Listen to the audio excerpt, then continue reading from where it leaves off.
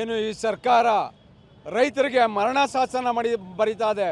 ಕಾರಣ ಏನು ಅಂದರೆ ನಮ್ಮನ್ನೆಲ್ಲ ಬಿತ್ತನೆ ಮಾಡಬೇಡಿ, ಮಳೆ ಬರ್ತಾ ಇಲ್ಲ ಅಂತ ಹೇಳಿಕೆ ಕೊಟ್ಟು ಸರ್ಕಾರ ನೀವು ಯಾವುದೇ ಕಾರಣಕ್ಕೂ ಬೆಳೆ ಮಾಡಬೇಡಿ ಅಂತ ಹೇಳ್ಬಿಟ್ಟು ಈಗ ತಮಿಳ್ನಾಡಿಗೆ 15 ದಿವಸ 3.5 TMC ನೀರನ್ನ ಬಿಡ್ತಾವ್ರೆ, 3 ಕ್ಯೂಸಸ್ ನೀರನ್ನ ಬಿಡ್ತಾವ್ರೆ.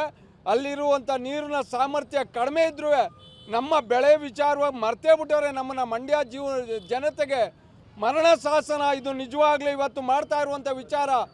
ಈ ಸರ್ಕಾರದ ಮುಖ್ಯಮಂತ್ರಿಗಳು ಎಚ್ಚೆತ್ತು ಮಂಡ್ಯ ಜನದ ವಿರೋಧ ಕಟ್ಕೋಬಾರ್ದು ಅಂತ ಈ ಮೂಲಕ ಅವ್ರಿಗೆ ಕಳಕಳಿಯಿಂದ ಮನವಿ ಮಾಡಿ ಹೇಳ್ತಾವೆ.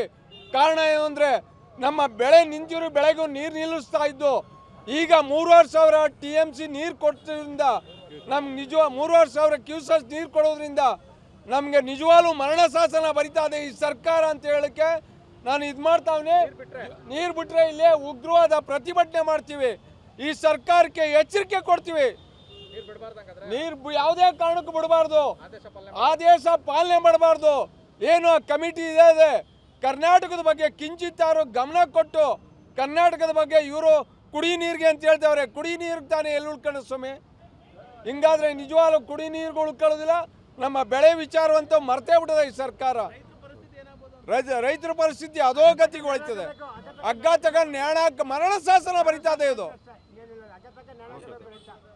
ಹೌದು ಸರ್. CWRC ಇವತ್ತು ಏನು ಒಂದು ಆದೇಶ ಮಾಡಿದೆ, ಪ್ರತಿನಿತ್ಯ 3,500 ಕ್ಯೂಸೆಕ್ ನೀರು ಬಿಡಬೇಕು.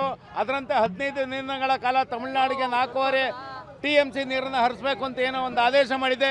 ಇದು ಸಂಪೂರ್ಣ ಅವೈಜ್ಞಾನಿಕ. ಮಂಡ್ಯ ರೈತರು ಹಾಗೂ ಕಾವೇರಿ ಕೊಳ್ಳದ ರೈತರಿಗೆ ಬರೆದಂಥ ಮರಣ ಶಾಸನ.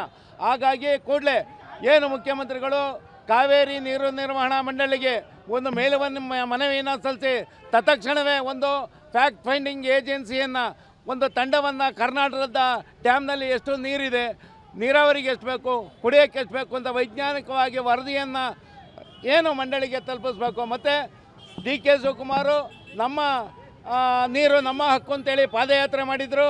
ಇವತ್ತು DK ಶಿವಕುಮಾರ್ ಅವರೇ ಇಡೀ ಕರ್ನಾಟಕ ನಿಮ್ಮೊಟ್ಟಿಗಿದೆ.